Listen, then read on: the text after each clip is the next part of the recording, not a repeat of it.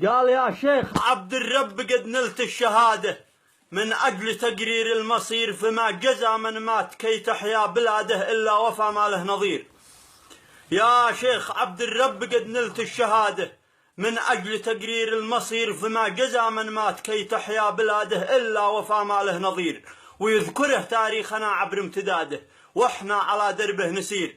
فأنت قد مثلت نبراس القيادة وأعطيت للشعب الكثير، وكنت مقياس التحدي والإرادة والصبر في واقع مرير. بحرب من قد جاء من الصحراء نفاده، غازي ولا عنده ضمير. أعلنت ضده حرب ما فيها هواده ونارها تسعر سعير.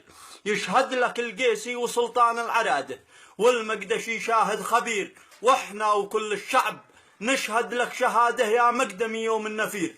لأجل الكرامة والوطن ذات السيادة رفضت أن يبقى أسير في يد من نرفض سلوكه واعتقاده، والفرس دعمه والنصير. عليك رحمة ربنا والي عباده يا نجم صرواح الشهير، ويدخلك في جنته حيث السعادة بالقرب من طه البشير.